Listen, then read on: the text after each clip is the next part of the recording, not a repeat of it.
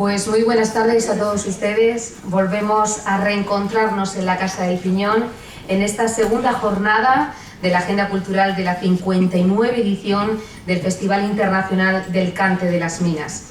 Este año, dentro de la agenda cultural, paralela, como decimos, al Festival del Cante de las Minas, se ha querido hacer un primer acercamiento a la metalurgia, patrimonio importantísimo de la Unión, al igual que también lo es la minería. Esta aproximación se va a desarrollar en 3 eventos, 2 exposiciones y una conferencia que pretenden ser memorial, material y sentimental de esta actividad industrial en la ciudad.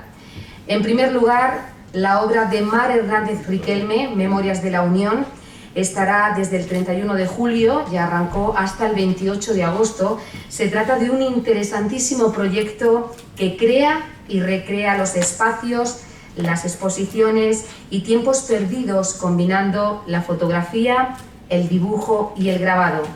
Los talleres y oficinas de la Maquinista de Levante, entre otros espacios unionenses, vuelven a un presente dibujado sobre la particular belleza de una ruina.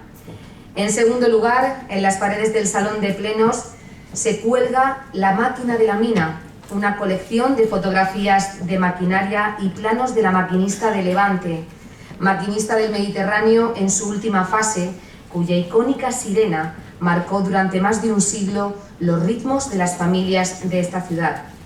Esta exposición ha sido realizada por Onésimo Hernández como comisario a propuesta de Jacinto Cazorla, con material cedido y asesoría técnica del mismo. Con estas fotografías quieren dar ejemplo de la producción de los distintos talleres de metalurgia que funcionaron en la Unión y que fueron tanto tiempo, junto a la minería, sustento de las familias unionenses. En este sentido, un taller emblemático fundado por trabajadores formados en la Escuela de Aprendices de Maquinista de Levante fue Camoza, que fue a su vez origen de numerosas empresas, tales como Talleres Cazorla, Talleres Salvador Molina, Talleres Carmelo Zamora o Maquinaria El Ferriol, que sigue funcionando en la actualidad. Asimismo, se recuerdan las figuras de Antonio y Martín Campillo, empresarios mineros locales, como tantos hubo: Andrés Mercader, Crespo, Bernardo García, El Galo. En el escenario del Salón de Plenos, este que tenemos hoy aquí en la Casa del Piñón, se ha recreado, como ustedes pueden ver, una oficina técnica con mesas de dibujo equipadas con los elementos imprescindibles: un tecnígrafo articulado, Paralex con escuadra, cartabón y escalímetro. Dicha recreación ha sido posible gracias a la cesión de los distintos elementos por parte tanto del Instituto Politécnico y la Universidad Politécnica de Cartagena, como también de particulares. También se exponen leyendas de la Maquinista de Levante en piezas fundidas y varios modelos en madera, tanto los correspondientes a las letras como a miniaturas de elementos de máquina. Por último, ya hoy, 2 de agosto, en este Salón de Actos de la Casa del Piñón, doña Carmen Pérez Sirvent, profesora de Mineralogía de la Universidad de Murcia, impartirá la conferencia Piedra y Metal, Patrimonio Inseparable, en un escenario, como decimos, preparado para representar esa antigua oficina técnica de la Maquinista de Levante. Esta conferencia permitirá a los asistentes profundizar en el conocimiento de una actividad industrial como es la metalurgia, que colaboró ampliamente al esplendor de la ya mítica Unión Minera y Cantaora. Les voy a pedir, como no, un fortísimo aplauso para recibir en este escenario a doña Carmen Pérez Sirvent.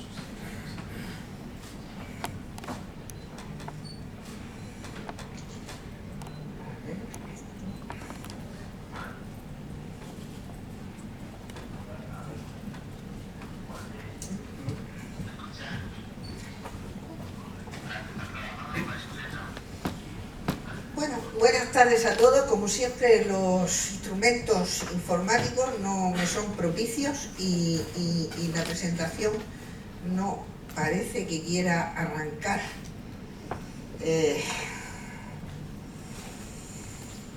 Mientras se soluciona el evento,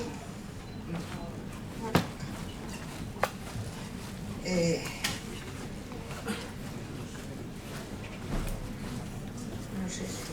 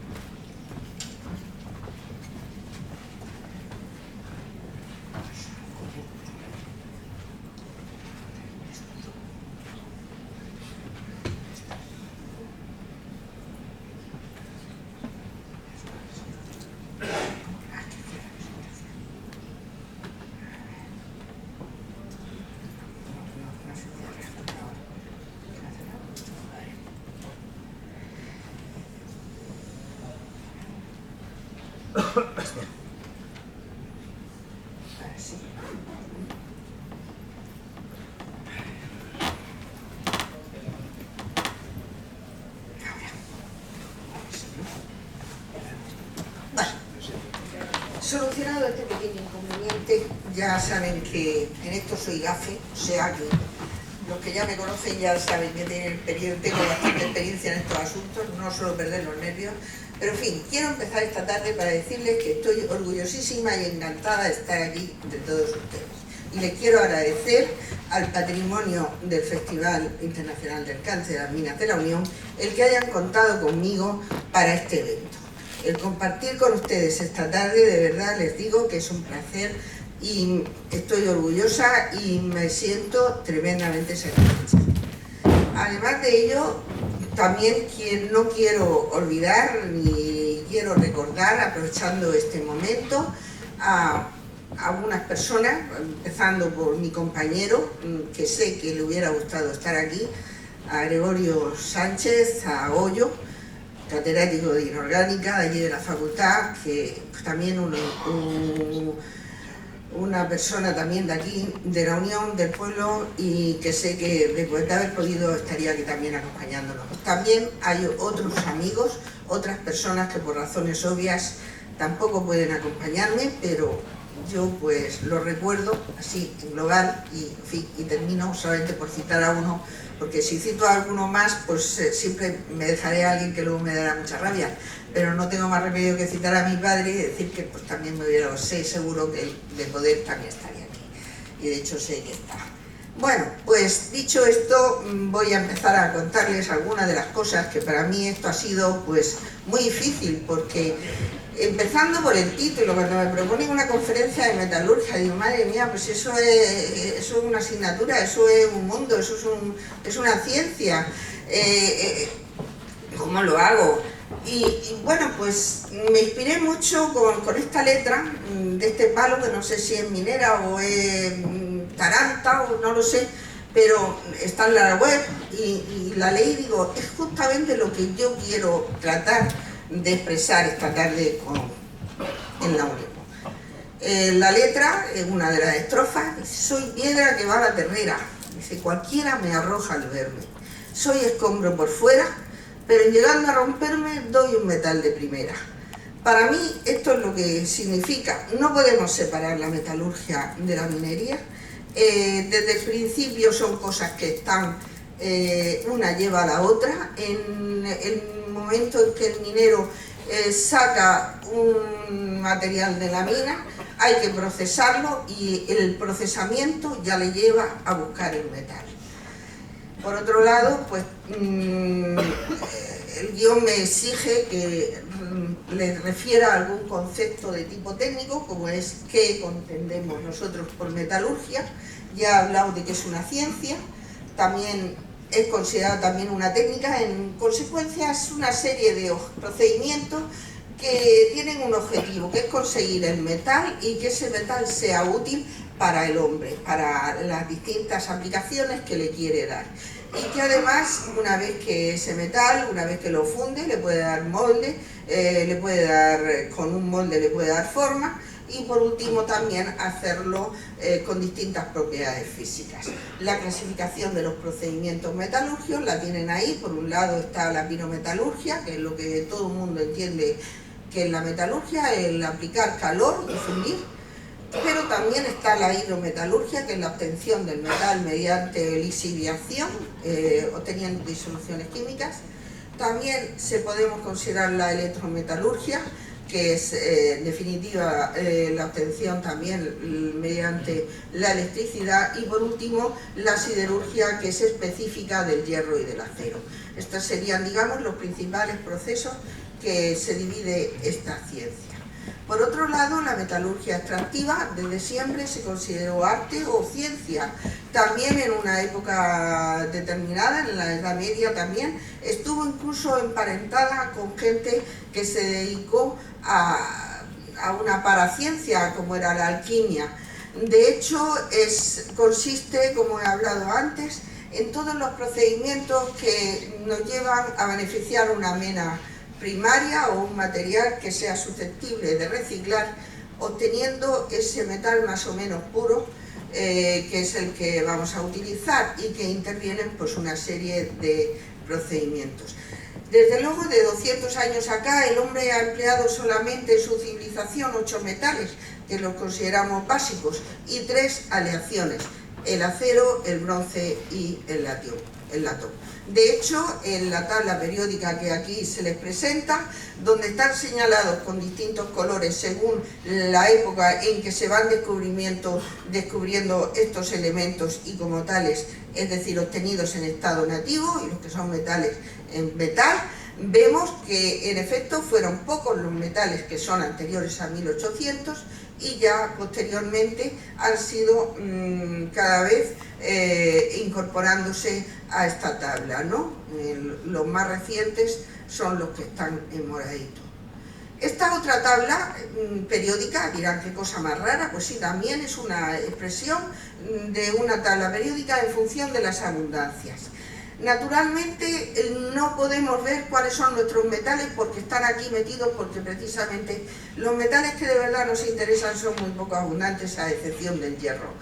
¿El motivo por qué? Porque cuando uno encuentra un criadero, forma de llamarlo, un yacimiento mineral, es siempre una excepción de la naturaleza, una excepción de los procesos geológicos, el hecho que se encuentre el mineral concentrado.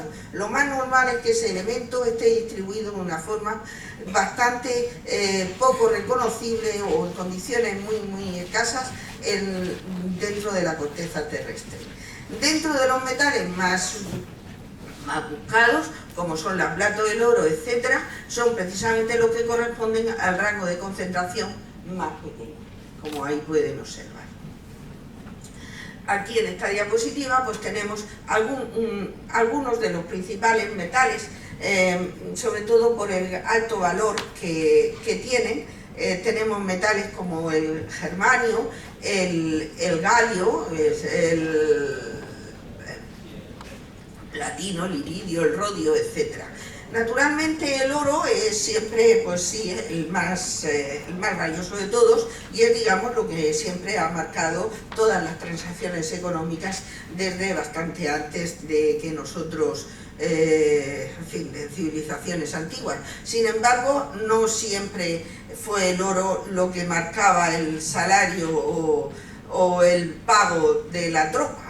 La sal, salario viene de sal, la sal en su tiempo pudo ser más importante que el oro, y en algunos momentos salvando más de una vida y más de un problema.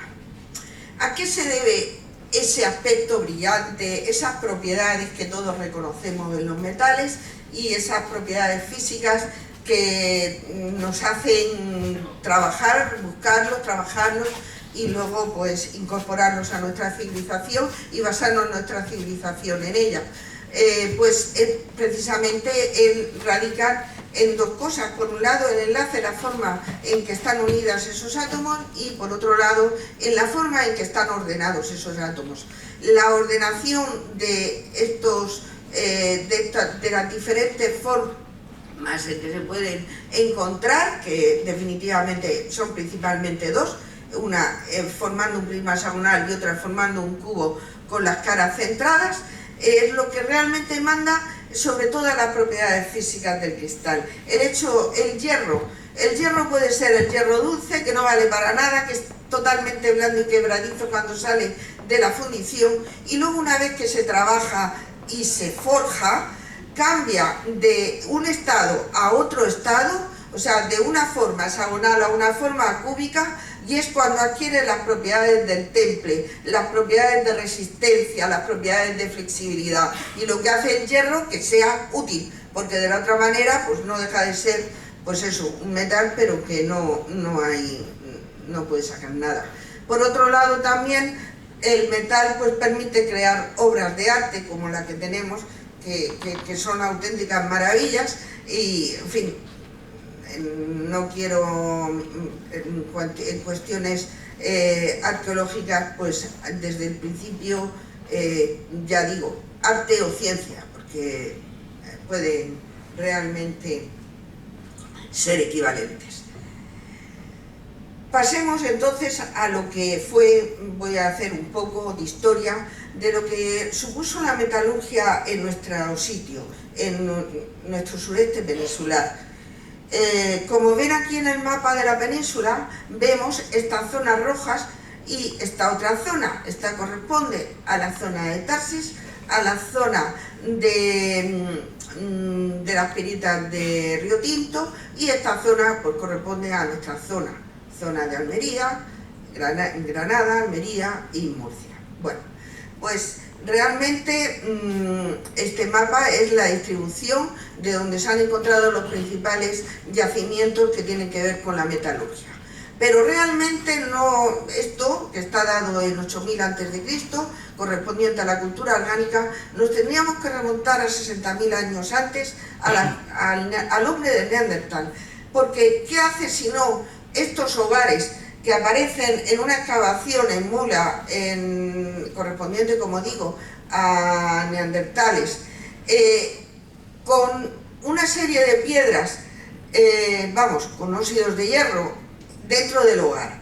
Naturalmente no es una cosa que decimos, bueno, pues que ellos cogieron cualquier piedra, la amontonaron, hicieron un lugar, hicieron ahí un fuego. No, las cosas no siempre, cuando se repiten de una manera a lo largo de los siglos y de los cientos de años, encima en los distintos niveles, es porque ellos perseguían y tenían algo. Lo que ocurre es que no tenemos todavía las evidencias para confirmar hasta qué punto el hombre de Neandertal tenía ya que ver con la metalurgia, pero en fin, yo creo que se puede llegar a ello.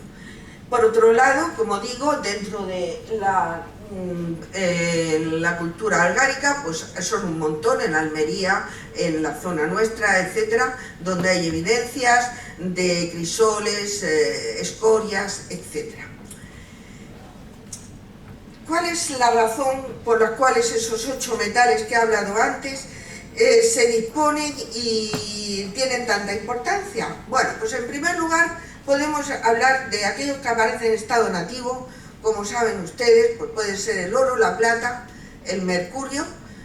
Con respecto al mercurio, podemos decir que fue fijación en la antigüedad, o sea, les gustaba una cosa, les llamaba muchísimo la atención, llamaban plata líquida, le decían de todo.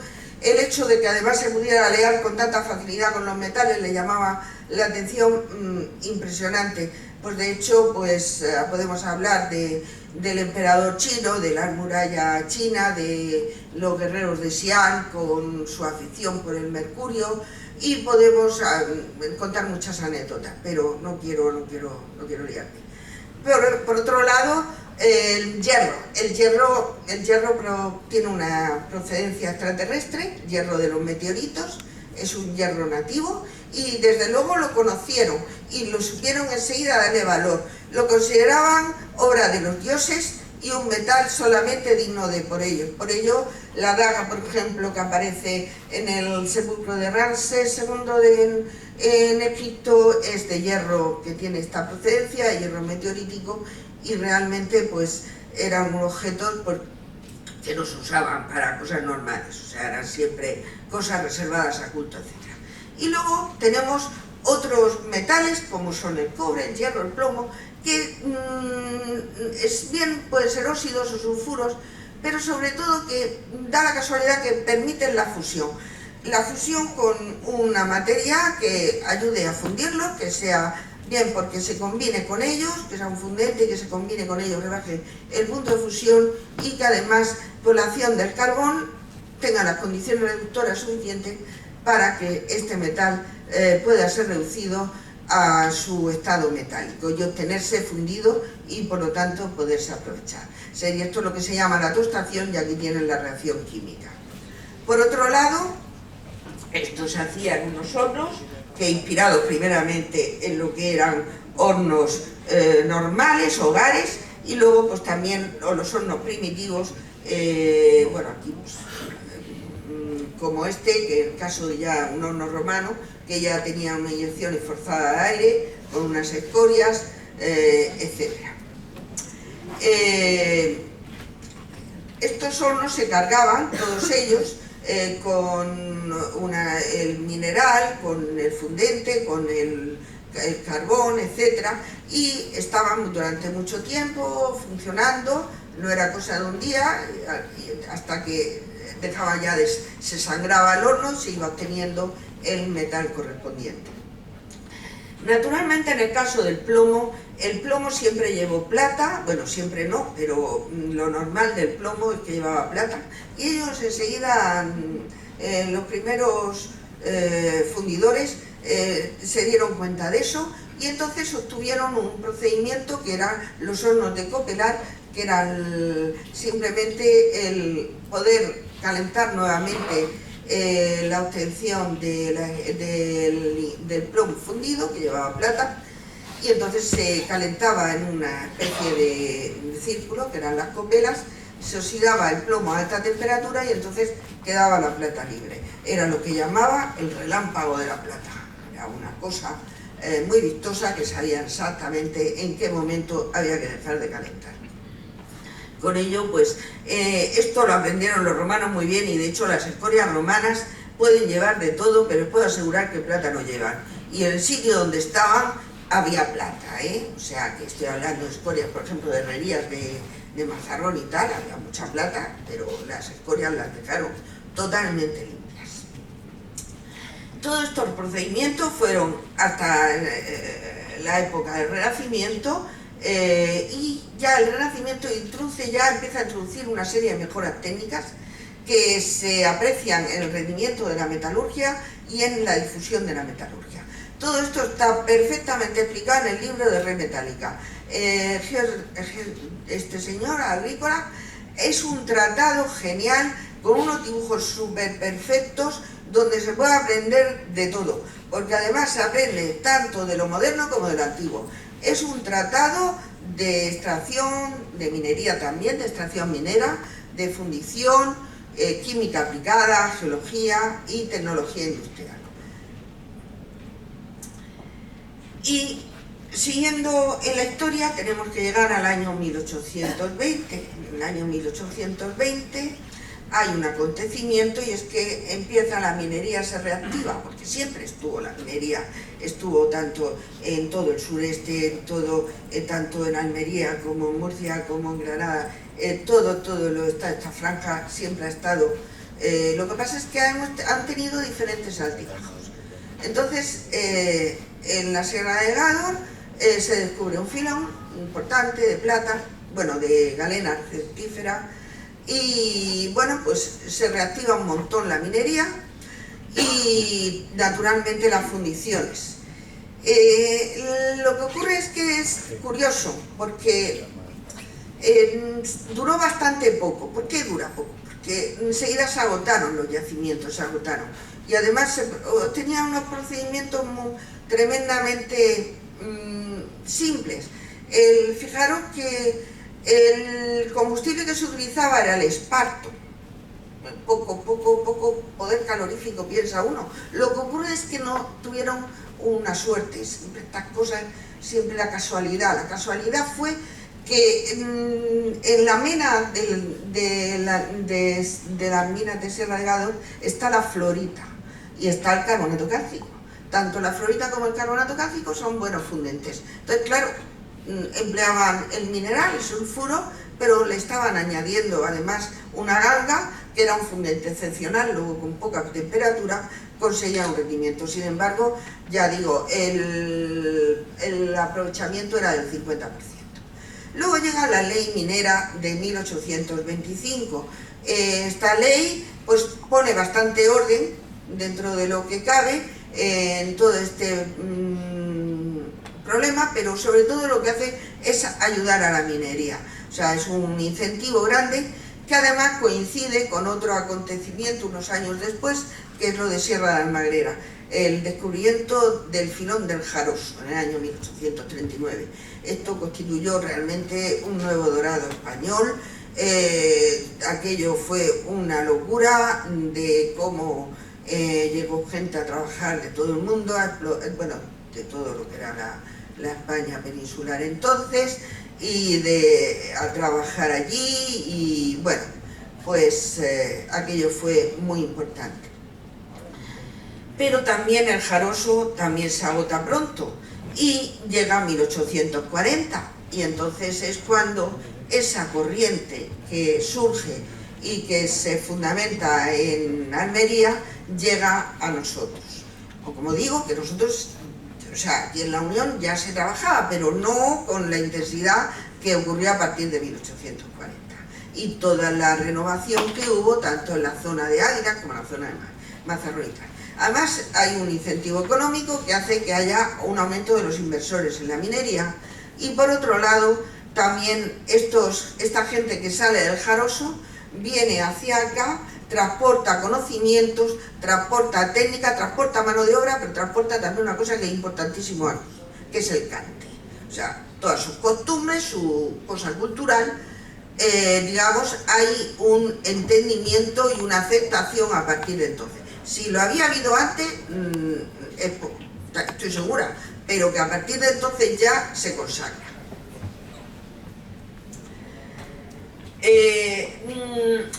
Hasta ahora, como digo, cuando se abren nuevas catas, nuevas minas y tal, pues como se agotaban pronto, pues para mantener, digamos, la actividad, se recurre a las escorias de fundición de época romana, a las terreras, etc. Esas tenían una buena ventaja, y es que estaban ya carbonatadas por el paso del tiempo, necesitaban poca preparación mecánica, ya estaban alteradas, etc. Y con unos hornos más o menos atmosféricos, pues podían más o menos obtener un rendimiento. Luego ya se pasó a hornos con regulación, con viento forzado, con máquina de vapor. Y así se mantuvo el equilibrio hasta que se descubre el manto de los azules. El manto de los azules, de todos conocidos, es el horizonte metalífero más importante de la sierra, con una mineralización compleja tipo BPG, blenda galena perita, y en forma de capa. Este manto de los azules es explotado a partir de entonces y prácticamente pues hasta nuestros días ha continuado su explotación en diferentes niveles y de diferentes formas. Estas formas, ¿cómo eran? Pues como le digo, al principio con el torno a base de brazo, después se metieron las mulas con los malacates, luego ya las máquinas de vapor, y naturalmente el transporte en el interior se hacía pues a través de las gavillas de los muchachos, etcétera. Las vagonetas pues todavía no existían, es una cosa ya posterior a los años ya 1900 y tal, cuando ya empiezan a meterse otro tipo de maquinaria. Como hemos dicho, no quiero hablar mucho de minería, aunque es muy difícil separar. La primera fundición que se conoce así en plan industrial importante es la de Cartagena-Santa Lucía en 1842. Se usa el método alemán con copela o plaza de horno fija, y luego se utiliza el sistema inglés que sustituye al alemán, que ya prácticamente a partir del 52 ya no se usa más el alemán. Y luego la torta de plata que se obtenía era nuevamente refinada. ¿Qué ocurría con el plomo entonces? Pues se iba a Marsella o se iba a Inglaterra. Dice, vaya, ¿Inglaterra por qué? Pues muy sencillo, porque Inglaterra iba a Inglaterra y volvía cargado los mismos barcos, volvían cargados de carbón, con lo cual les compensaban el flete. En el 86 se abre la fábrica Santa Elisa en el puerto de Mazarrón, y entonces, pues a partir de entonces ya no hay una regulación exacta sobre las explotaciones. También en el 86 se explota el hierro se explota en la sierra, en la crisoleja, y además es por los ingleses. Yo siempre preguntaba, ¿estos los ingleses estuvieron por aquí? Sí, estuvieron, sí, ya. Sí. Y en efecto instalaron los famosos cables que hubo pues hasta Poimán, y también se instalaron hasta el descargador, también un sistema automotor hasta aquí al lado, y Miguel Zapata también instaló otro de Santi Espíritu a Portugal. ¿Qué ocurría entonces? Hasta 1920, bueno, pues había partidarios, conocen nuestras sociedades, que se trabajaban temporalmente, normalmente se vivía al día, y naturalmente pues los trabajos no tenían el rendimiento que tenían las sociedades propietarias. Se instala el problema del agua, se trata de resolver el problema del agua. Ya saben que en la mina pues uno de los problemas más importantes es el agua. Si no hay, malo, porque no podemos luego lavar el material, pero si hay agua, malísimo también, porque no se puede explotar. O sea que en el caso del agua pues también esto lo tienen muy bien explicado en el Centro de Interpretación de las Matildes, que como digo, y al final pues lo que pasa es que hubo luego una crisis, entonces se recurrió al Estado y al final pues fue subvencionada a partir de 1911. Llega luego la nueva ley del 68, que tiene de ventaja con respecto a la anterior, que asegura la titularidad de las minas y además agiliza los trámites. Siempre hablan de que si estas leyes fueron liberalizantes y muy favorecedoras para las inversiones extranjeras. No hay un acuerdo con respecto a los autores a la hora de... yo me he leído un poco y veo que no hay acuerdo, porque realmente, pues sí, pero desde siempre, tradicionalmente, en toda la legislación española y en todas las normativas anteriores a 1800 siempre se habla que todo español o extranjero que tenga interés en explotar una cosa tiene derecho tanto uno como otro. El que primero llega, primero hace. Que luego, eso sí, que pague los impuestos al Estado, bueno, al rey, o al que tenga la titularidad tal, etc. Todo eso de los impuestos estaba muy bien organizado. Pero en cuanto a que si favorecía o no favorecía, pues no había nada. Bueno, llega la participación extranjera, eso sí, porque ya como hay mucho más, y además en la época lo mandaba, y entonces pues quiero destacar alguna cosa. Por ejemplo, la Casa Rothschild, que ya había tomado anteriormente contacto con el duque de Wellington y tenía interés en los ferrocarriles, MZA, es parte de los fundadores de esta compañía. Luego también algunos personajes que son apasionantes, la verdad es que es interesantísimo la vida de alguno de ellos, como en plan Indiana Jones o cosas así, como es el Hilarión Rus, que llegó aquí como intermediario de los Rothschild, pero luego ya se entendió de la casa y se dedicó a hacer las suyas, compró minas, vendió negociantes, accionistas, etcétera.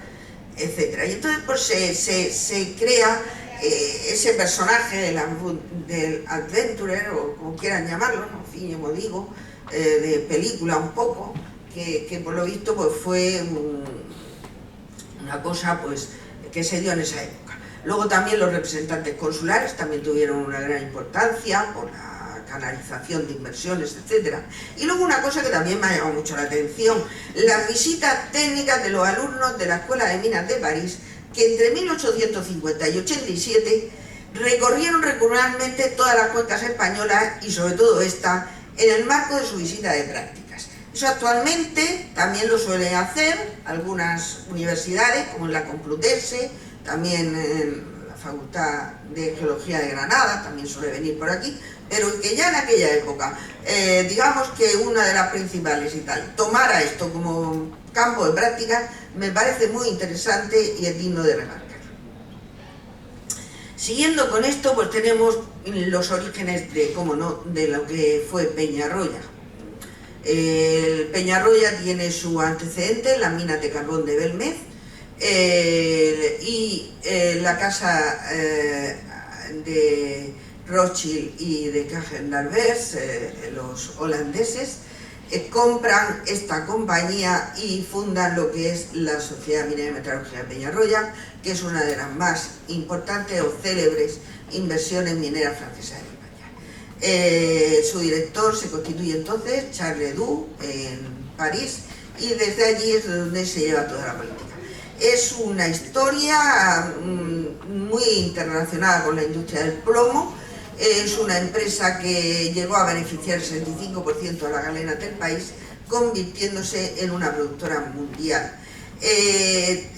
Tiene instalaciones fijas, una gran infraestructura, es una empresa que organiza muy bien su infraestructura, con vías férreas, hace trabajos exploratorios y preparatorios, y luego hay una serie de valorización de los productos de construcción de las fundiciones y también industria química, como son los fertilizantes, etc.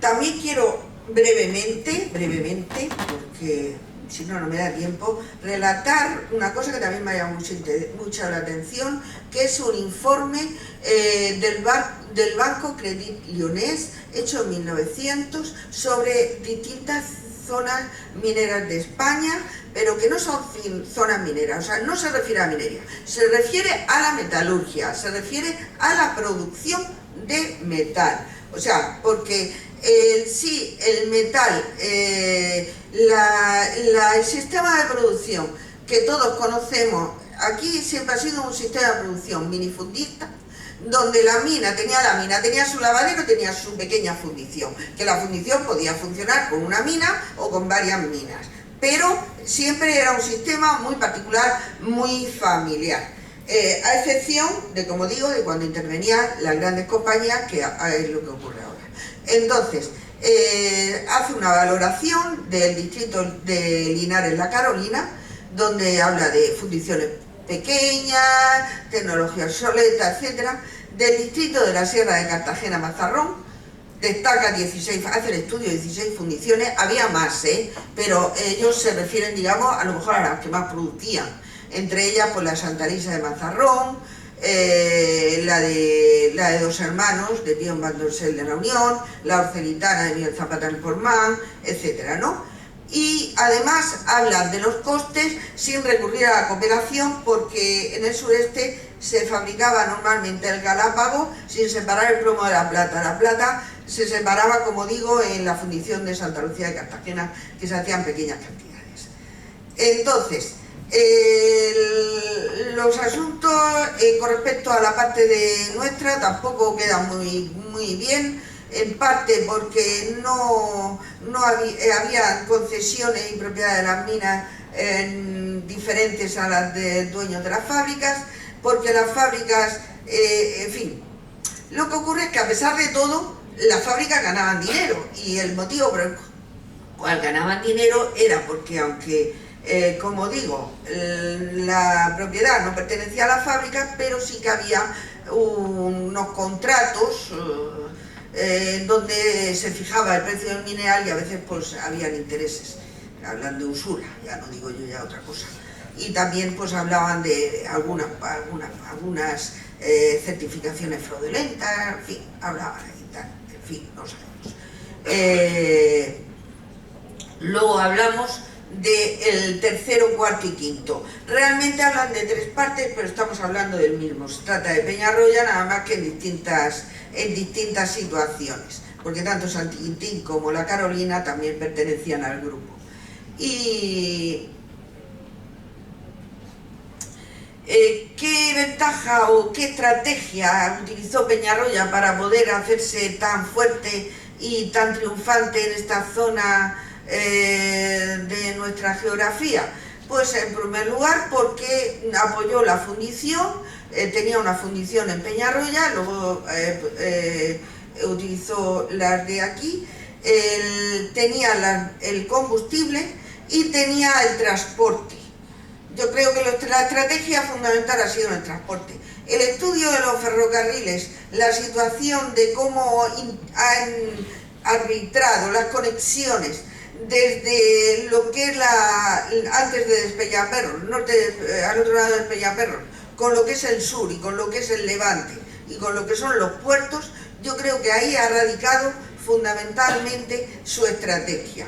Y luego un estudio muy detallado de los costes, donde por un lado los beneficios que se obtenían de la minería nunca se mezclaban con lo que se podían obtener en la fundición ni con lo que se podían obtener en el transporte. Entonces esa diversificación de beneficios, el no mezclar nunca nada y tal, pues yo creo que esa fue una estrategia muy importante a la hora de poder hacerse tan fuerte y poder recurrir a todo esto. Este es el panorama de lo que pudo ser a principios, mediados de siglo, en esta situación en que empieza Peñarroya a llegar por aquí, por esta zona. Al principio lo hizo muy modestamente y luego hizo asociaciones con Zapata Portman, logrando ser sociedad filial, etcétera, absorbiéndola luego finalmente, etcétera. Este es el panorama de 1910 y este es el panorama de 1956. Realmente no hay mucha variación, realmente pues la foto, bueno, el coche, pero por lo demás hay pocas diferencias. Y esto pues fue Portman. Bueno, pues no hay más remedio que hablar de Portman, poco, porque no quiero, como digo, no me quiero pasar. Esto Portman en el año 51, no hay pinos. Esto es una vista desde la Molienda, en el año 56, y esto es el túnel Maestre, ya con la vagoneta cargada de material. Hay una serie de cambios tecnológicos, hay una maquinaria, un sistema de flotación mineral diferente y hay una energía que permite que se realicen todo este tipo de inversiones. Los cambios tecnológicos son los que obligan a que todo cambie, a que este sistema que hablaba antes minifundista se aparte y se pierda, pues se abandone y pasen, digamos, lo que son las sociedades con medios, con capacidad, con instrumental, por así decir, para poder lograr este tipo de fines. Llegan los camiones, este no es de la Peñarroya, y lo que pasa es que no he podido encontrar la foto que hay allí al fondo, si la hubiera encontrado lo hubiera puesto, pero había que ilustrarlo. Viene el sistema de explotación, ya no hay minería subterránea, la minería es hacia el abierto, son las cortas, la apertura de las cortas, Cortamilia primera, Tomasa después, San Espíritu, San Valentín, etcétera, la Gloria, etcétera. Llegan los procedimientos mecánicos, los molinos, trituración, separación, los trommels, etcétera. ¿Y quién tiene que intervenir en todo esto? Está claro, la estrella de la casa, la maquinista de Levante. La estrella en la que, digamos, empresa fundada en 1890 por Miguel Zapata y posteriormente adquirida por la Peñarroya, empresa filial, una empresa modelo que ha estado trabajando pues hasta hace unos años, para mí hasta antes de ayer, para algunos de ustedes pues a lo mejor ni la han conocido abierta, pero esta es. Tampoco he podido encontrar fotos buenas, pero bueno, como usted la tiene muy presente, tengo que hablar de ella. Esto pues naturalmente el tándem técnica, mecánica, estructuras, etcétera, pues es lo que hace que las cosas tengan un rendimiento. Y por último, otro hecho diferencial, en este caso más diferencial todavía, lo que es la flotación diferencial. El hecho de establecimiento de lo que es la flotación diferencial, el abandono de la flotación de los procedimientos gravimétricos en la recuperación y lavado de material de mina, y en la introducción de los reactivos químicos, santatos, aceite de pino, etcétera, que permitían flotar el sulfuro y separarlo de la ganga, y por otro lado el establecimiento de distintos reactivos químicos que podían luego separar los distintos sulfuros, como la separación de la blenda de la galena, porque no habla para nada del zinc, pero aquí el zinc tiene tanta importancia como el plomo. Lo que ocurre es que eso lo tengo que dejar para otra ocasión, porque si me pongo a hablar del zinc ya imposible, ¿no? Pero bueno, esto es lo que digamos hizo pues que se planteara lo que fue el Roberto. El lavadero Roberto tiene sus antecesores como lavaderos de flotación diferencial en el Concilio, situado en la zona del Gorguel.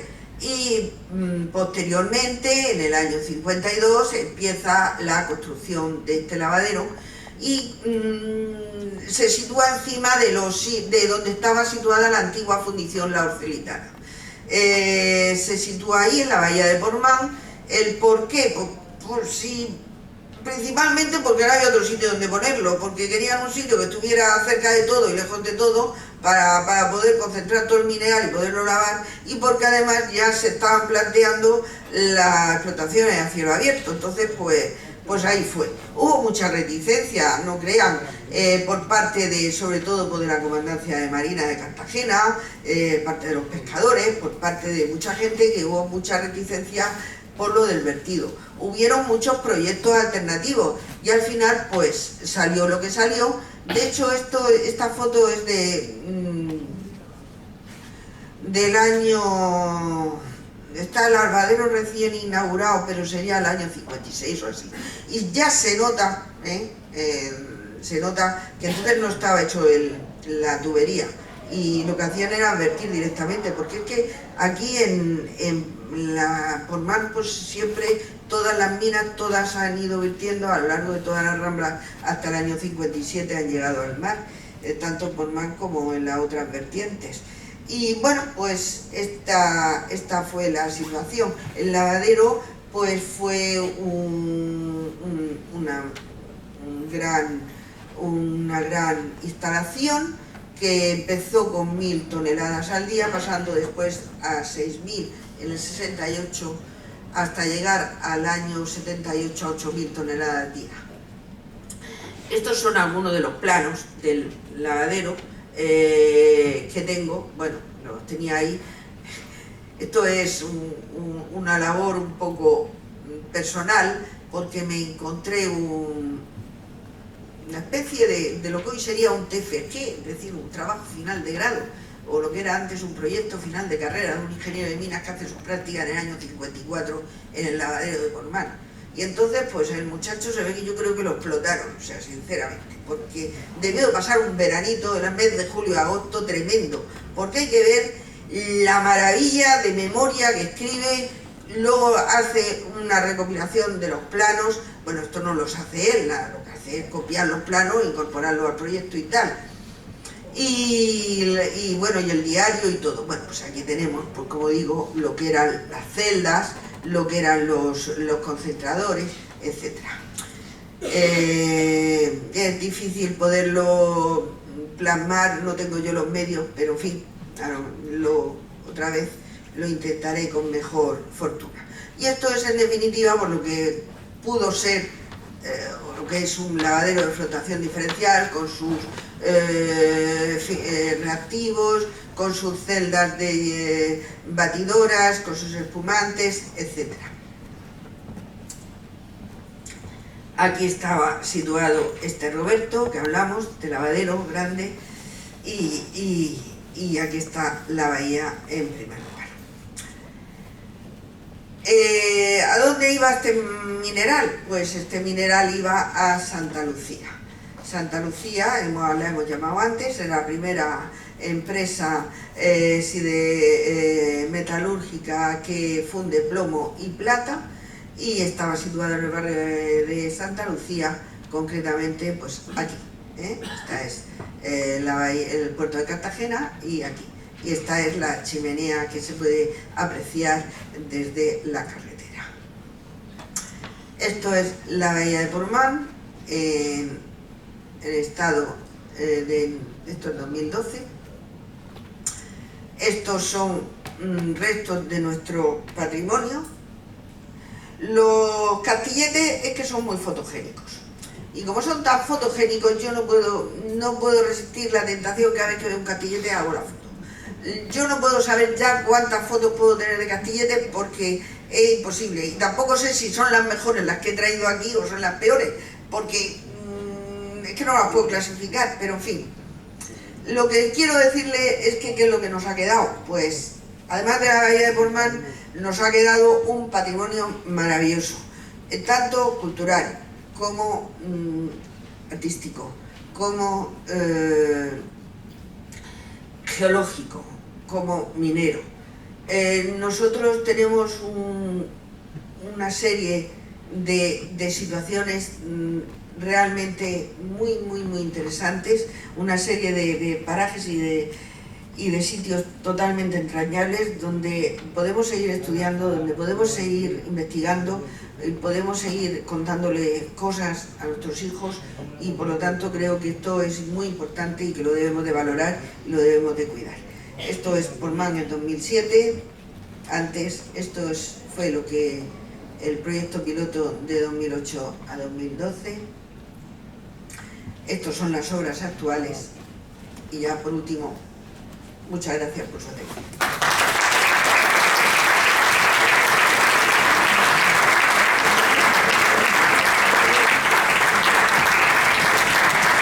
Pues mil gracias, Carmen, por esta aportación, por esa investigación tan precisa. No te vas a marchar, no te vamos a dejar que te marches, porque de alguna manera queremos agradecer tu colaboración con esta agenda cultural del Festival Internacional del Cante de las Minas, y por eso no podía ser otra persona que el alcalde de la Unión, don Pedro López Milán, quien suba a este escenario para hacerte entrega pues, de un detalle muy representativo, por supuesto, de la Unión, como es un mineral de la Sierra de la Unión, y también, por supuesto, un perfume de la firma Prali.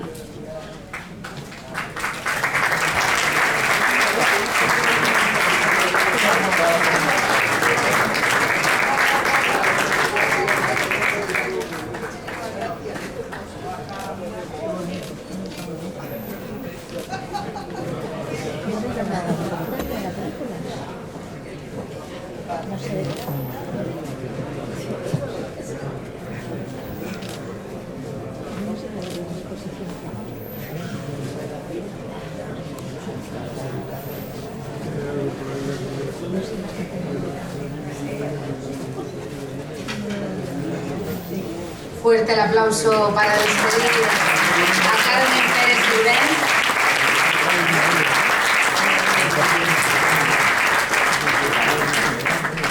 Y ahora yo les voy a proponer a todos ustedes que se dejen llevar por un sueño, el mismo que un joven guitarrista experimentó dando vida a los acordes de su guitarra. Unos acordes que se podrían definir como personalizados, con identidad propia, unos acordes tan sumamente especiales que le llevó a consagrarse nada más y nada menos como el padre de la guitarra de concierto y a entender el flamenco como un arte totalmente universal. Ese joven guitarrista es Ramón Montoya, y quien ha rescatado su propia historia personal y también profesional no ha sido otro que alguien a quien desde la Fundación Cante de las Minas le tenemos un cariño muy especial. Se trata de nuestro merecido ganador del Bordón Minero del año pasado, Agustín Carbonell El Bola. Él va a ser quien nos presente en este momento el libro El sueño de Ramón Montoya, que ya les digo y ya les anuncio que va por su segunda edición y que para los amantes del flamenco se trata de una verdadera reliquia. Así que fuerte el aplauso para recibir sobre este escenario a Agustín Carbonell El Bola.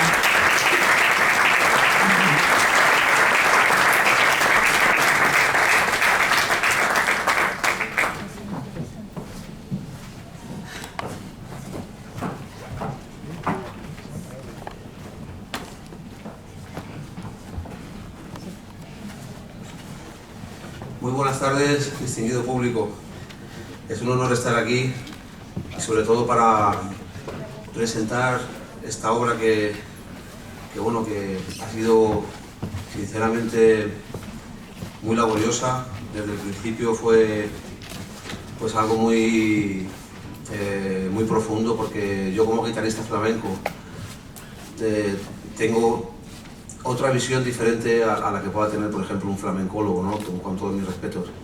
Entonces yo lo he hecho desde un punto de vista, la obra biográfica, desde un punto de vista científico, un poco rescatando toda su historia, toda su carrera, todas las mayores anécdotas que don Ramón ha tenido a lo largo de su carrera, y también desde un punto de vista profesional como guitarrista, que seguramente tengo pues otras preguntas en mi cabeza que tenía que responderme, ¿no? a este personaje tan importante de la guitarra flamenca, ¿no?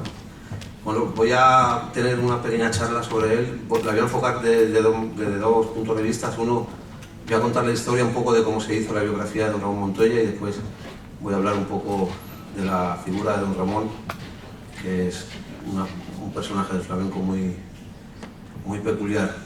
Bueno, la historia del libro, de la biografía, nace desde mi más profundo respeto hacia don Ramón, porque sinceramente no tenía él una biografía completa. Sí es verdad de que la biografía más contundente es la de Blas Vega, un gran flamencólogo, ¿no? Pero yo me he saltado, bueno, he ido por otros campos, por otros caminos, y respetando también la fuente de él, pero ampliándolo más, con más detalles artísticos, con más anécdotas. Y sobre todo también, bueno, pues el encuentro de su sobrina nieta, que es Rosita Montoya, en uno de los viajes que yo fui a Estados Unidos, en América, con una gran compañía de flamenco llamada Flamenco Puro, que era un espectáculo maravilloso donde yo pude aprender muchísimo, que había artistas ahí. Entonces, en el cartel de una talla XXL estaba ahí la Fernanda, Chocolate, Farruco, Manuela Carrasco, El Guito, bueno, Adela de Chaqueta, y estuvimos en San Francisco de paso, y conocí yo ahí a la nieta de don Ramón Montoya, y ahí, bueno, tuve un pequeño roce con ella, y bueno, pues parece ser que se quedó ahí en mi memoria ese encuentro con ella. Es una persona que yo la aprecio mucho, y personalmente es impresionante, ¿no? Porque la familia Montoya son gente exquisita, la verdad. Y entonces yo le hice un homenaje a don Ramón Montoya como guitarrista, para interpretar las cosas de él, ¿no? Como cualquier otro guitarrista que quiere tocar las cosas de Sabicas, o de Niño Ricardo, o de Manolo de Huelva, o de Paco de Lucía. Pues yo digo, bueno, pues nada, voy a hacerle un pequeño homenaje guitarrístico a don Ramón Montoya. Tuve el placer de presentarlo, ese homenaje, en los veranos de la Villa, en el 2012, sí, en los jardines de Sabatini. Lo preparé con mucho cariño, con mucho amor, con mucha dedicación, porque imitar el toque de Ramón Montoya es muy difícil, ¿no? Como imitar el toque de un genio es muy complicado. No te puedes enfundar, ¿sabes? Los genios tan grandes como don Ramón Montoya o Paco de Lucía son intransferibles, eso es inimitable, ¿no?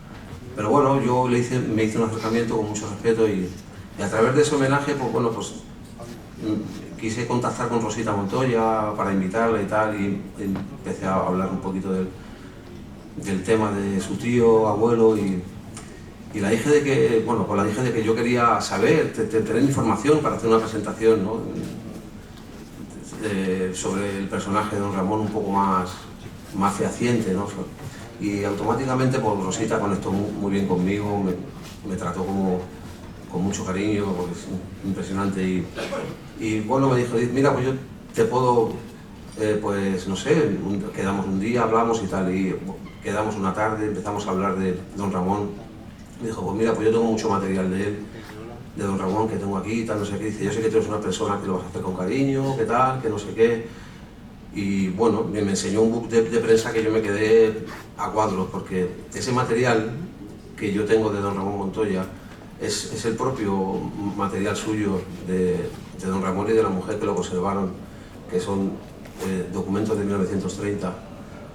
Y me enseñó un book de prensa y yo me quedé alucinado, porque hay críticas de Francia, hay muchas entrevistas también, pues inéditas, ¿no? Que no habían salido a la luz. La única entrevista que existe de don Ramón Montoya en internet es una que es de La Nación, de Buenos Aires, cuando él estuvo allí en el 37. Y ya está. Pues yo cuando vi allí me quedé alucinado, porque hay más de 10 entrevistas inéditas, muchas cartas, muchas cosas. Y me empezó a sacar fotos, me enseñó el material y dice, mira, aquí tienes esto. Dice, bueno, yo me voy a, no sé, dice, si cuando yo me vaya, lo que sea, pues quiero que lo tengas tú. Y bueno, la verdad que ha sido una responsabilidad, porque trabajar con ese material es algo muy profundo, porque siempre me emociono cada vez que hablo de este tema, ¿no? Y bueno, pues nada, me puse manos a la obra y viendo el tema, pues digo, aquí hay que restaurar toda la historia de él, ¿no? Y así fue. Se me ocurrió el tema este porque, indagando un poco sobre la personalidad de don Ramón Montoya, el título del libro es El sueño de don Ramón Montoya, y él tenía como un sueño, ¿sabes?, en la cabeza, de dignificar el arte, ¿no? El arte flamenco. Porque era una persona de un calibre artístico y creativo y con un don especial, ¿no? Que pocos artistas, yo creo, que han tenido. Y él sabía que podía cambiar lo que era el sistema del flamenco, ¿no? En cuanto a reconocimientos y todo esto, ¿no? Y bueno, pues él empezó su sueño. Entonces el sueño de Ramón Montoya viene por eso, porque yo creo que él quiso luchar en pro de la profesión, quiso dignificar el arte flamenco, darle valor, porque ahora voy a empezar un poco ya a entrar en la historia de él, artística. Y en los años 20 más o menos el flamenco era presentado principalmente en los cafés cantantes y en algunos tabladitos así, tal, el Café Silverio, viene todo de por ahí, no sé si conocerán un poco la historia. Bueno, entonces el flamenco no era ni el 20% de lo que es ahora, no era un arte reconocido como un arte propio, con ese peso, digamos, de conocimiento a nivel nacional e internacional. Y Ramón Montoya, yo creo que, bueno, pues él tuvo sus maestros, claro que sí. Él se pudo aprender de Miguel Borrul, que fue un flamenco de la época un poco anterior a él, que era de la zona de Castellón, de por aquí del Levante, pero él cogió todo lo que él se encontró en el camino. Montoya se le llevó a su terreno y le dio otra dimensión, ¿no? Tenía ese don. Y bueno, él en los años 20 pues empezó a tocar muy joven. Ramón Montoya, voy a contar una pequeña resumen de su biografía, de cómo empezó. Él empieza muy joven, con 14 años, a tocar la guitarra, porque su padre es muy aficionado a la guitarra. Y él, bueno, pues en Madrid, porque él es nacido en Madrid, pues en aquella época Madrid tenía mucha efervescencia artística, había mucho nivel cultural y musical, entonces había grandes artistas, ¿no? Y Montoya pertenecía un poco a a esa camada, ¿no? de genios del arte y de la literatura. Y él cogió de todo esto y perfeccionó todo lo que se encontró a su camino. Y con 18 años ya él dio su primer concierto. Enseguida él visualizó todo de una manera muy personal. Él transcribió lo que es la guitarra, porque es verdad que se había concertistas de guitarra, sobre todo, como he dicho, Miguel Borrul y Amalio Cuenca, que eran los dos jefes de la plaza en aquella época en Madrid. Tocaban en salones, se hacían festivales y eran como los más concertistas, ¿no? Pero digamos que Ramón Montoya es el primero el que hace una síntesis de lo que es la guitarra flamenca de concierto, es el primero que estructura los toques como los conocemos ahora, es el padre de la guitarra moderna, ¿no? Le debemos mucho a él, sinceramente, porque la forma de tocar, por ejemplo, por soleá, por seguidillas. Después voy a hablar un poco de los toques de Levante, ¿no? Porque también tiene algo significativo también en este campo, ¿no? En lo que es la estructura de los toques, fue el primero que nos puso a estudiar a todos, digamos, fue el creador de... él se fijó mucho en la escuela de Tárrega, de la guitarra clásica, porque la guitarra flamenca, ¿sabes? En realidad es una simbiosis de la guitarra clásica del momento y de la guitarra popular flamenca, que era nota pulsada. Entonces la guitarra eran todo notas ligadas, no se pulsaba, ¿no? Y bueno, pues Ramón Montoya fue el primero que empezó a meter los trémolos, los arpegios, el picado, para arriba, la arzapúa, a tremolear, a darle una armonía, ¿no? A darle toda esa gama que conocemos ahora mismo como al día de hoy, como está la guitarra flamenca. Y enseguida triunfó a lo grande, porque era un hombre que destacaba, tenía unas facultades técnicas impresionantes. Y en esa época pues era como el nuevo genio, ¿no? de la época, porque Miguel Borrul, padre, no sé a qué edad falleció más o menos, que era una persona muy importante que le tocó mucho a Chacón y murió, no sé, en los años 30 más o menos. Pero Ramón Montoya, Ramón fue el que tomó el mando de la guitarra. Y él en los años 30 tuvo un encuentro con un alumno suyo, Mario de Zayas, que se quedó prendado del toque de Ramón Montoya cuando lo escuchó. Cuando el genio de Montoya, ¿sabes? En esa época no solo también se limitaba a la guitarra de concierto, sino también era un guitarrista que le gustaba muchísimo el cante.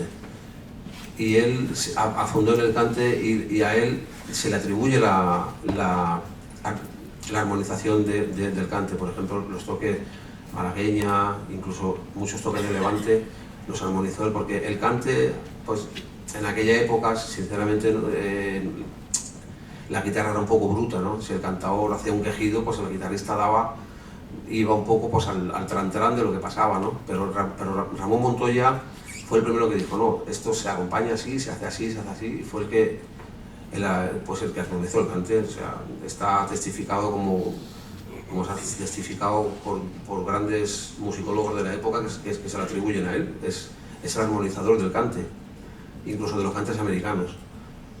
Entonces fue una explosión genial. Tuvo muchos encuentros con muchos músicos de la época, como Manuel de Falla, Albéniz, y también es verdad que ellos pues mamaron, como se suele decir vulgarmente, de don Ramón Montoya. Y por eso en la música clásica española, a partir de Albéniz y Falla, sí que hay muchos reflejos del flamenco, porque entonces don Ramón Montoya era el muso de la época, era el flamenco de referencia, ¿no? Como ahora, no sé, muchos músicos quieren aprender de la referencia que tenemos tan grande del genio de Algeciras, Paco de Lucía, ¿no? O Sabica. Pues en aquella época todos iban a don Ramón, y don Ramón inventó muchas cosas, inventó muchos toques. Inventó, por ejemplo, la minera, que es un toque que yo he tocado, que es un tono que musicalmente le llaman el la bemol, lo inventó él. Él lo que hizo de la taranta, que le subió 2 tonos para adelante y lo tocó sostenido, y le dio pues un lenguaje nuevo. La minera la creó él, creó la farruca, que es lo que iba a hablar ahora mismo, rondeña, guajira, con las estanré. Bueno, hizo una barbaridad de falsetas por soleades y grillas que al día de hoy nos suenan a todos como muy familiar y todo viene de él. Y la farruca, por ejemplo, es un detalle muy bonito y muy curioso, que en aquella época, el principio de la copla, por eso yo toqué Ojos Verdes, porque en la copla hay una similitud al flamenco muy fuerte, y esa similitud del flamenco viene por don Ramón Montoya, porque a la copla como género antiguamente le llamaban farruca, después fue llamada de copla, pero en aquella época lo que llamamos de copla era farruca, y la farruca la creó don Ramón Montoya. Entonces, en la música española hay mucha influencia de don Ramón. O sea que si sumamos todo, la armonización del cante, la creación de la música española, que parte mucho de él, porque él, siendo de Madrid, los escritores de aquella época pues pensaban que era andaluz, y no era andaluz, era de Madrid. Él decía que era un andaluz madrileño. Y bueno, en los años 30, voy a resumir un poco ya el tema de la carrera de él, un dibujante y diseñador de la época, Mario de Zayas, fue a la Asociación del Cante Flamenco de Madrid. Entonces había una asociación de cante flamenco en Madrid en los años 30, y el director era, creo que, Nicolás Callejón. Le habló a Nicolás, que quería un profesor de guitarra flamenca, y le recomendó a Montoya. Montoya era una persona muy llana, muy amigo de sus amigos, era muy compañero, no era el típico artista, valga la redundancia, sin que se camuflaba a lo mejor en el tema de estrellas, sino él siempre ayudaba y tal. Y era una persona además que él no quería, siempre estaba muy abajo de su posición, ¿no? Nunca abandonó lo suyo, la verdad, eso es importante, ¿no?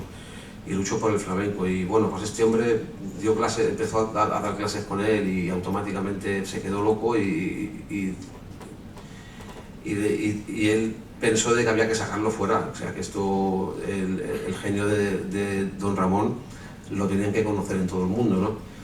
Entonces se fue a París y se lo dijo a don Ramón, que quería ir allí a París para venderle pues un proyecto de grabación a la casa de BMA, que es entonces en la época era la BAM, se llama, donde grababan los mayores músicos clásicos del mundo. Pero el flamenco en aquella época era un arte de tabernas y no tenía el prestigio. Entonces el director de esta casa dijo que era imposible, que como un guitarrista flamenco, analfabeto musical, ¿sabes?, podía estar a la altura de aquellos grandes músicos franceses y europeos, de poder grabar en el mejor sitio.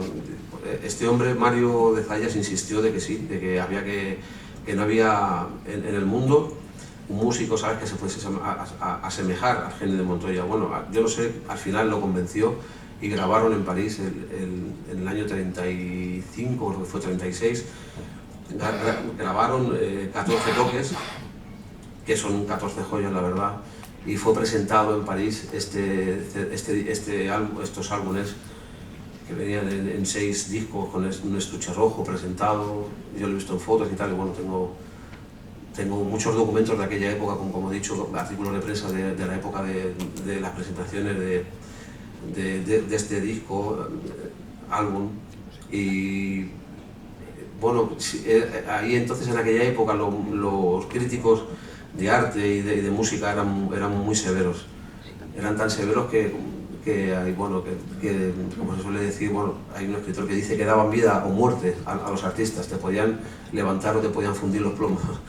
Y don Ramón, entonces, bueno, pues cuando grabó, pues había que esperar a ver cómo reaccionaba aquella crítica, ¿no?, parisina, porque los críticos entonces eran músicos, y grandes músicos y compositores, ¿no? Y don Ramón Montoya tuvo un éxito brutal. El disco, el trabajo de él, que se llamaba Flamenco Puro, no, Guitarra Flamenca Clásica se llama, sí. Y fue un exitazo, fue reconocido a nivel mundial, y automáticamente ahí es donde la guitarra y el flamenco, es donde está el vértice de lo que ya, cuando el flamenco pasa al terreno de la música culta, a nivel periodístico y como entendidos del arte, ¿no? Y de la crítica, ¿no? Es donde dicen el flamenco es un arte muy grande porque lo demuestra de esa manera. Él graba Tiento, graba Farruca, graba Sigirilla, graba Soleá, graba Malagueñas, graba Alboreás, graba Alegrías, graba... Claro, el flamenco presentado no como un arte folclórico, sino como un arte muy denso y muy profundo. Entonces, el público lo vuelve loco, le llaman continuamente para ir a París, a la sala Player, que es donde él... Y es don Ramón Montoya el primer artista del flamenco en triunfar a nivel internacional y en dar ese salto de reconocimiento al flamenco. Es don Ramón Montoya el primero. Después ya vienen otros como Carmen Amaya y tal. Y después quiero también dar un pequeño, ¿no? Para que, como se dice, como un detalle de cariño, ¿no? Porque los toques de Levante la verdad que son muy difíciles. Don Ramón Montoya, pues en ese terreno la verdad que fue de los primeros que empezó a, digamos, a crear un poco lo que ahora mismo las autopistas, ¿no? De, como se suele decir, de los toques. El toque de Levante, si quieres tocar bien por Tarantas, si quieres tocar bien por Mineras y acompañar el cante bien, tienes que escuchar a don Ramón, porque fue de los primeros que empezó a tocar por Tarantas, ¿no? Y eso está ahí. Y bueno, la historia de don Ramón, él murió en el 49 en Madrid, muy cerca de los suyos, fue un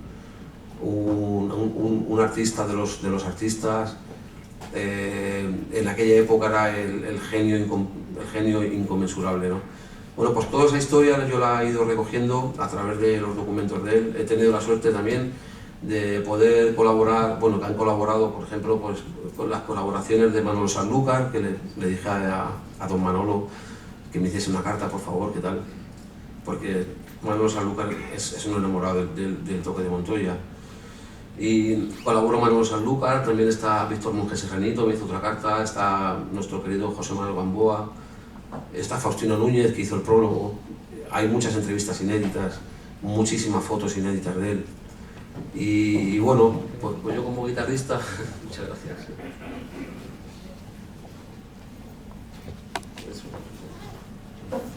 Y como guitarrista, pues bueno, pues la verdad que estoy muy satisfecho de poder haber hecho esto. Ha sido un trabajo inmenso porque he tenido que bajar en las catacumbas, investigar todo lo que había sobre él, ir a la Filmoteca Nacional a ver si había alguna imagen física de él. Pude dar con alguna imagen física. Y he hecho un trabajo muy profundo, todo lo que se pueda uno imaginar lo he hecho.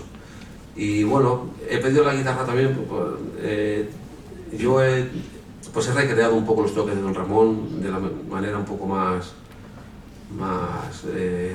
fehaciente, ¿no? A su toque, a su expresión, porque don Ramón era un guitarrista que improvisaba mucho, era un genio de arte y le gustaba mucho improvisar porque tiene un lenguaje muy amplio, ¿no? Don Ramón no se limita a tocar la falseta exacta, ¿no? Sino lo que inventaba eran fórmulas. Entonces, por ejemplo, el toque de Tarantas de él, eso va a estar de por vida, porque no es lo que inventaba eran fórmulas, ¿no? Él empezaba aquí y acababa acá y venía para acá. Entonces te da como una serie de fórmulas, ¿no? que solo los más grandes y los genios inconmensurables podrían llegar a eso, ¿no? Porque componer, pues, más o menos, no es que sea fácil, pero componer, pero crear fórmulas y crear toda esa gama de matices y de expresiones es muy complicado, ¿no? Bueno, hablando de los toques de don Ramón Montoya, pues que le ha creado, hay un toque que le llaman de la rondeña, que es como digamos la piedra filosofal de la guitarra flamenca, donde todos los guitarristas han claudicado y han tocado, o sea, desde pues todos. No hay ni uno hasta el día de hoy, ¿no? Es un toque muy enigmático, que te deja llevar, muy profundo, que hasta el día de hoy los niños que están empezando se van a la rondeña de Montoya, ¿no? Creo que en el Festival de la Unión antiguamente había el premio de don Ramón Montoya y creo que no sé si lo ganó Serranito la primera edición o algo así, mi memoria a lo mejor no tengo tantísima información, pero sí que es verdad que había un apartado en el Festival de la Unión y la figura de don Ramón pues tiene que estar presente, la verdad. Y bueno, la pareja con Chacón, pues qué voy a contar. Chacón y Montoya es la cátedra del cante, ¿no? yo creo que la aportación de ellos al flamenco es, pues eso, de hacer de un arte popular, hacerlo culto y darle toda esa musicalidad que ellos les han dado. Y entonces, bueno, pues yo me quiero despedir. El libro, he traído unos ejemplares que están aquí fuera. Es un libro muy interesante también porque participa mucha gente. He puesto todo el material de Francia que lo hemos podido pues traducir. De Buenos Aires también hay críticas muy interesantes. Y nada, don Ramón Montoya pues personalmente era un caballero, era muy generoso, muy bondadoso. Y bueno, pues nada más. También está una entrevista de su alumno, Locadio Tello, que es el último que queda con vida, tiene 84 años el señor, vivió con él 6 meses en su casa y le pude hacer una entrevista, y está también. Y está su nieta, su nieta, también hay una entrevista que le pude hacer a ella, ¿no? Yo quise hacer una biografía un poco que participase mucha gente para darle diferentes visiones, ¿no?, de lo que era la figura. Pero bueno, don Ramón Montoya, resumiendo un poco ya el tema, por lo que dice Blas Vega, ¿no?, dice que creo que me lo sé de memoria, la guitarra, todo lo que la guitarra actualmente, todo gira en torno a la figura de don Ramón Montoya. O sea, digamos que la guitarra flamenca actualmente gira en torno a todo lo que ha creado él, en un 95%, ¿no? Y pues nada, ha sido un placer hacer esta biografía, porque precisamente ha sido por eso que yo he hecho esta biografía, por conocer un poco lo que ha sido la aportación de don Ramón, porque él murió en el 49, la memoria quedó muy atrás, es lógico, claro, porque cuando los flamencos hablamos de Montoya, la primera faceta que me puso, que yo aprendí de él, me la puso el tío Juan Avichuela, que venía en ese espectáculo. He tenido mucha afinidad con el tío Juan, y el respeto a Montoya ha sido, o sea, desde de los más grandes hasta Sabicas, por ejemplo, que ha sido el discípulo directo. Sabicas quiso ser don Ramón Montoya y fue Sabicas, ¿no? Toda la escuela de Sabicas viene de don Ramón. Y bueno, ya voy un poco resumiendo. El tema de don Ramón, lo que más me atrae de él era su persona. Pues nada más. Y voy a tocar la rondeña. Hace unos días que no la toco, pero bueno, voy a tocar la rondeña de él de la manera un poco más fiable y con todo mi cariño. Y bueno, pues nada, el libro está a la puerta, quien lo quiera comprar, ahí está, son 15 euros. Agradezco un poco la oración. Gracias.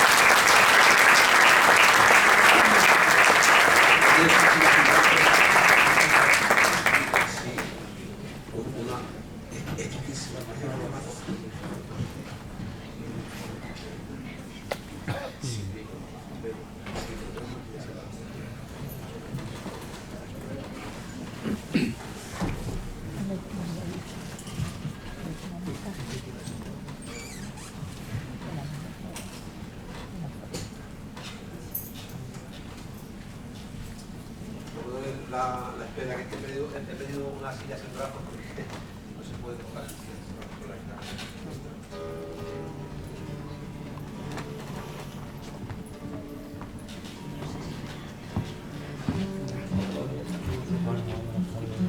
La del arquitecto.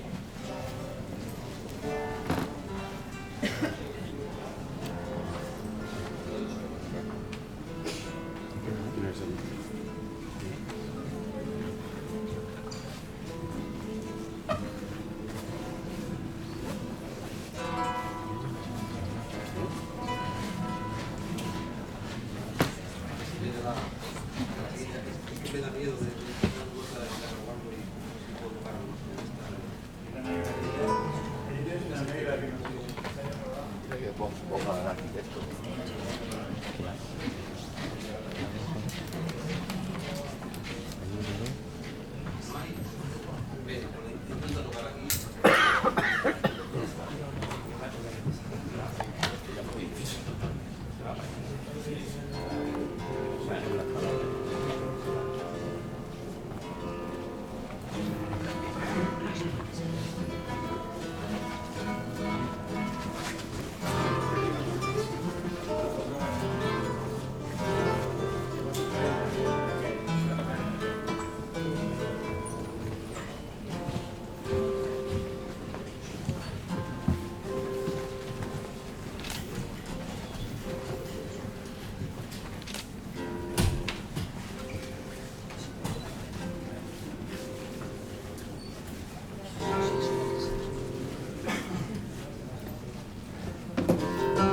¡Lleva la silla!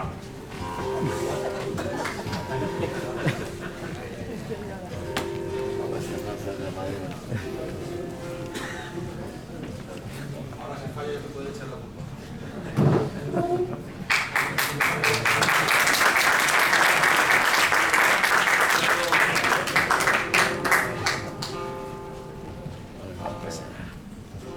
Bueno,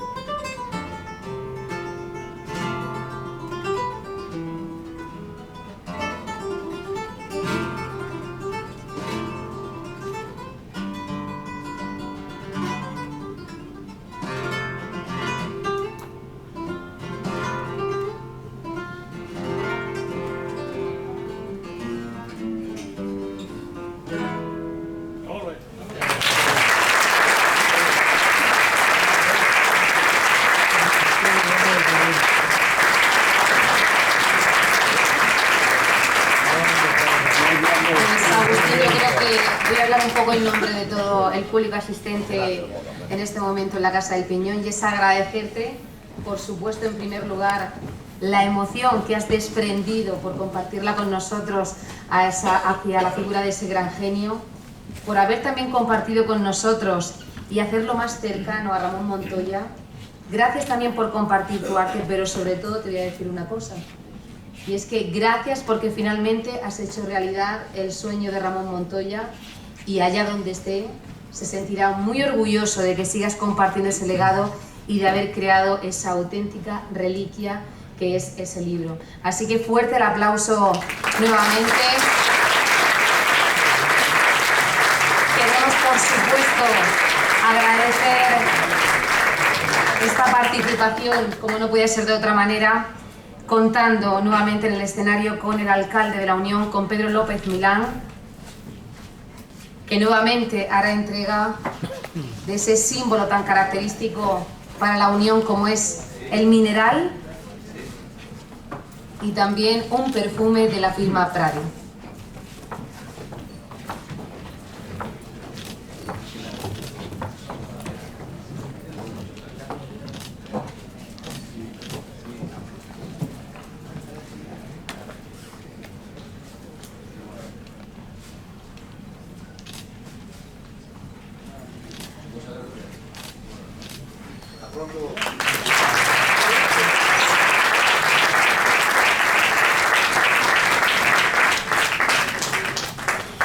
Bueno, y hay una cosa muy bonita que trae consigo el Festival Internacional del Cante de las Minas, y es que cuando se habla de flamenco, de la pasión que desprende tan solo con escucharlo, con verlo, con sentirlo, se crea automáticamente una especie de hermanamiento inquebrantable y un sentimiento de respeto y admiración hacia quienes también se dedican a difundir este arte del lenguaje universal. Y eso es justamente lo que ha pasado entre dos de los festivales que aman el flamenco como nadie y que buscan posicionarlo en lo más alto de la cima. Me estoy refiriendo, como no, al Festival Internacional del Cante de las Minas de la Unión, pero también al Festival Flamenco de Loferro de Torre Pacheco. Mucha gente seguramente pues habrá pensado que por existir dos festivales dedicados al flamenco y con tanto arraigo en nuestra región, puede existir rivalidad entre ellos, y ni muchísimo menos. Como les decía anteriormente, el flamenco une y estrecha vínculos. Por eso, a Loferro, la Fundación Cante de las Minas, quiere hacerle entrega hoy del galardón Asensio Sáez, justo en el momento en el que este festival de flamenco cumple 40 años de existencia. Y me vais a permitir en este momento que recuerde al alma de este festival, al fundador de la Peña Melón de Oro, a Sebastián Escudero, porque después de tantísimas entrevistas que le pude realizar a lo largo de mi trayectoria profesional, guardo dos cosas muy grabadas de él. Una, su presencia. Cuando llegaba momentos antes de esas entrevistas en televisión con su sombrero alado, tan inconfundible. Y otra, el amor en mayúsculas que siempre supo transmitir de ese cante hondo, de este arte flamenco, que además defendió siempre como si de un hijo suyo se tratara. Yo creo, Mariano, y me vas a permitir, que el mejor legado, en todo caso, que pudo dejarte tu padre ha sido ese, así que enhorabuena. Vamos a hacer entrega de ese galardón a Asensio Sáez. Voy a pedir que, por supuesto, suba a este escenario el alcalde de la Unión, don Pedro López Milán, pero también voy a pedir que suban a los dos, digamos, artífices de que este festival siga existiendo y siga creciendo como lo está haciendo. A Mariano Escudero como presidente de la Peña Flamenca Melón de Oro, pero también al concejal de Cultura del Ayuntamiento de Torre Pacheco, Raúl Lledó. Fuerte el aplauso.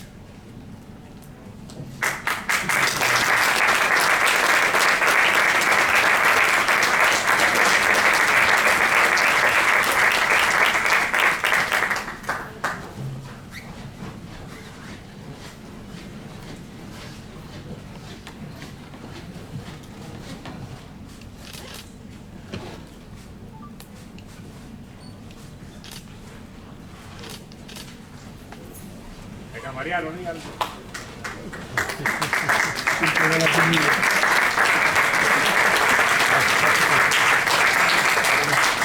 Bueno, buenas tardes a todos, en especial a los amigos del Festival de la Unión, del Cante de las Minas, al alcalde, a don Pedro López, al director, a Juan Carlos, a la señora del alcalde, siempre tan amable, a los concejales que han venido de Torre Pacheco, a todos los aficionados al flamenco, a los medios de comunicación, a los miembros de la Peña Flamenca Melón de Oro que también nos acompañan, al director del festival, a Juan Tomás Fruto, al coordinador del mismo, don Francisco Aparicio, a Juana Mari, a Nuria, a Andrés Patón, ¿vale? Y a los distintos concejales que de verdad pues, han sido también muy amables. También a las hijas recordabais antes a Sebastián, también están dos hermanas mías, Matilde y Paula, hijas de Sebastián, que también pues comparten ese conocimiento de que teníamos nosotros de él, porque desde que nacimos nos cantaba, ¿vale?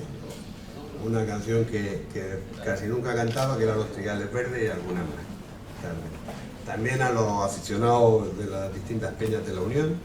Y bueno, muchísimas gracias por el galardón en estos 40 años, y de verdad que lo recogemos un poco recogiendo la semilla que plantó nuestro fundador, Sebastián Escudero, y de nuevo os damos las gracias y que sigáis muchos años más, y que el año que viene vosotros tenéis 60 y entonces entre los dos haremos 100. Muchísimas gracias.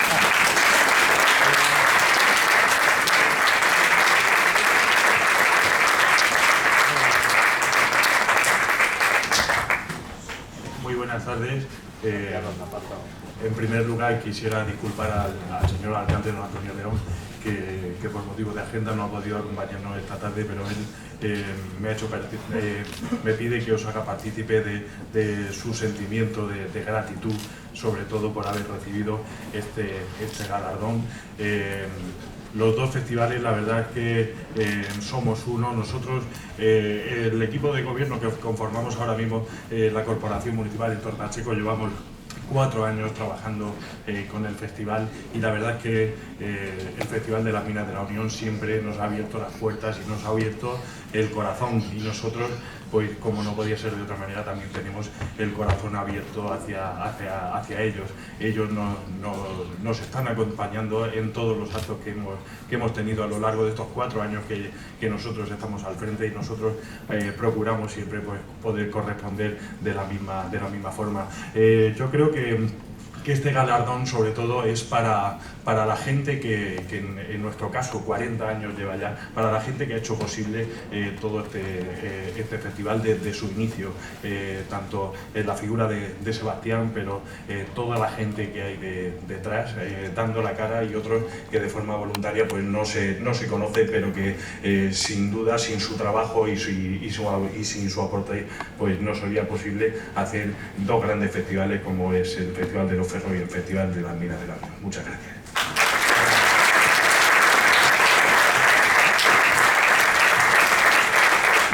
Pues con este merecido reconocimiento concluyen los actos de la agenda cultural del día de hoy, pero como siempre queremos contar evidentemente con la clausura de manos del alcalde de la Unión, don Pedro López Milán.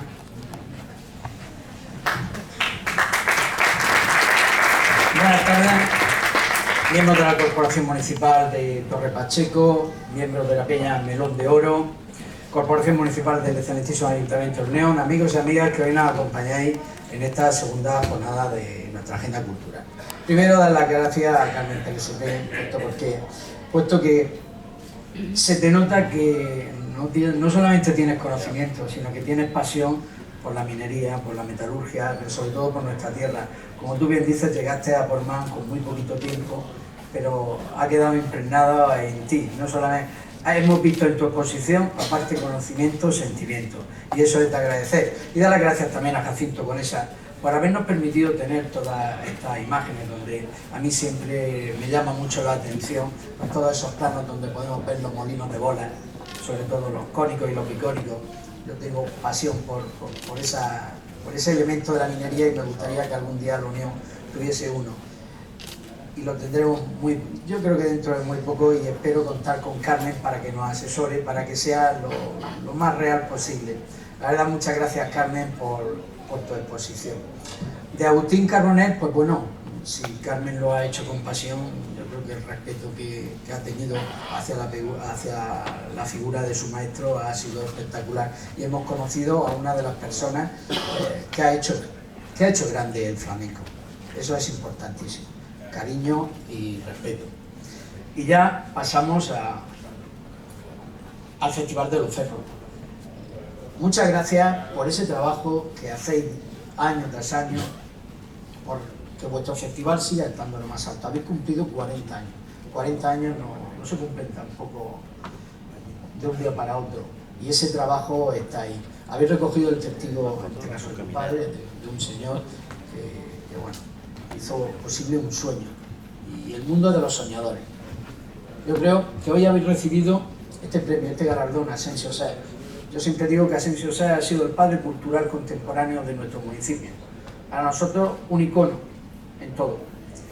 Y cuando nosotros creamos este premio, pensamos que la mejor manera era que siempre, cuando se dijera Asensio Sá, se viera reflejada su imagen. Y esa es la imagen de Asensio Sá, la más fidedigna que pueda haber. Y yo creo, y teniendo un atrevimiento fuera de lugar, yo creo que la próxima edición del Festival de los Ferros tenía que tener un premio, tenía que tener el premio Sebastián Escudero. Estamos rememorando a una persona que siempre lo rememoráis con ese sombrero de ala ancha. Yo creo que teniendo en la Corporación Municipal de Torre Pacheco un escultor como el Raúl, pues yo creo que os debierais atrever, perdonadme ese atrevimiento, pero creo que es justo y merecido que la persona que creó ese festival, que la persona que ha puesto a los ferros en el panorama flamenco mundial, pues tenga ese reconocimiento. Y sin más, pues daros las gracias por estar aquí e invitaros esta noche a la primera gala, donde vamos a tener también la entrega del Castillete de Oro a una persona, a una leyenda del flamenco, a José Domínguez el Cabrero, que también actuará posteriormente Samuel Serrano. Muchas gracias por estar aquí, muchas gracias por acompañarnos, y esta es vuestra casa.